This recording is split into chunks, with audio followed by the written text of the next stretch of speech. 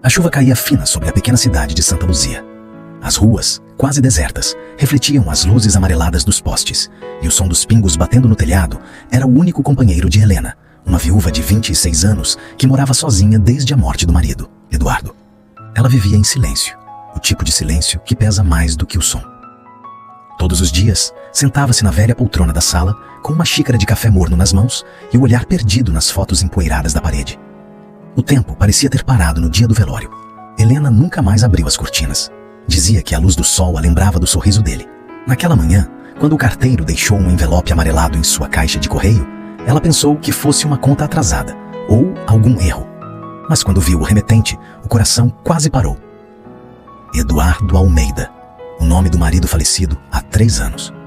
Por alguns segundos, o mundo pareceu girar mais devagar. Ela ficou olhando para o envelope, as mãos tremendo. A caligrafia era igualzinha. O mesmo E puxado, o mesmo traço firme. Impossível. Helena riu nervosamente, tentando convencer a si mesma de que era coincidência, uma brincadeira de mau gosto. Mas algo dentro dela dizia que não era.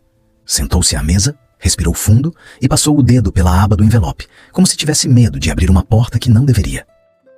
O som do papel se rasgando quebrou o silêncio da casa. Lá dentro, havia apenas uma folha dobrada com uma frase escrita à mão. Helena, está na hora de perdoar.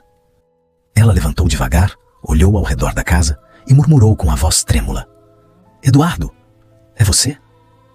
Helena passou a tarde andando de um lado para o outro dentro da casa. A carta sobre a mesa parecia observá-la, como se esperasse uma resposta.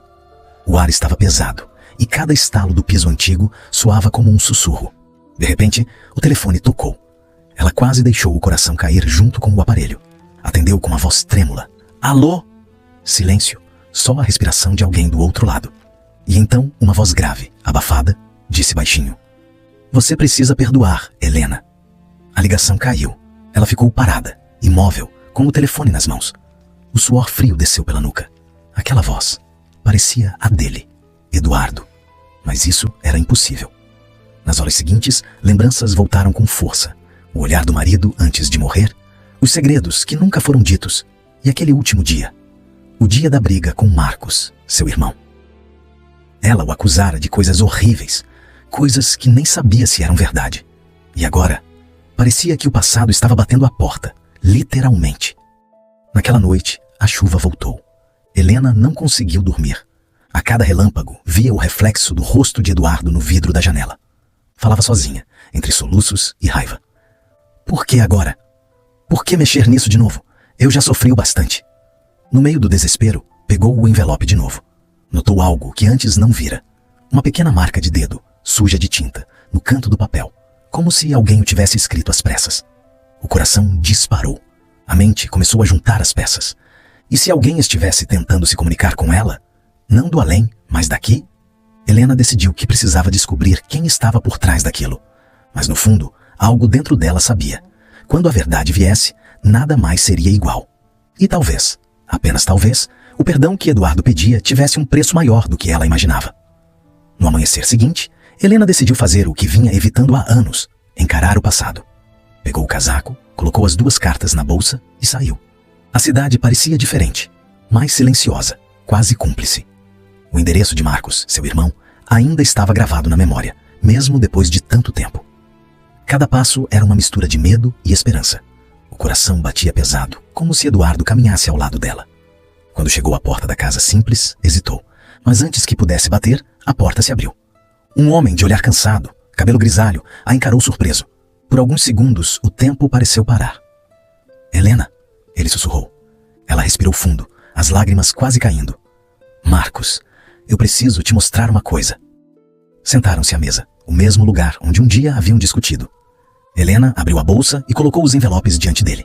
Marcos ficou pálido. De onde você tirou isso? Chegaram para mim, com o nome de Eduardo.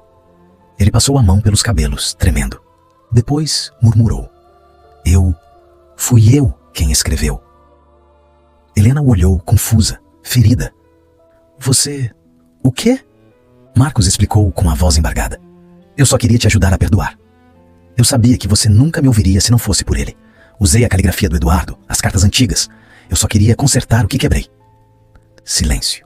Lá fora, o vento cessou. Por um instante, a dor virou alívio. Helena abaixou a cabeça, o rosto molhado de lágrimas. Por um instante, a dor virou alívio. Você não precisava fingir que era ele, mas talvez ele tenha te usado mesmo assim. Marcos levantou o olhar, surpreso. E nesse momento, uma brisa suave atravessou a janela, espalhando as cartas pela mesa. Uma delas caiu aberta no chão. Agora havia uma nova frase, escrita com uma tinta diferente, brilhante sob a luz do sol. Agora, sim, você me ouviu. Helena sorriu em silêncio, e pela primeira vez em 3 anos, sentiu paz.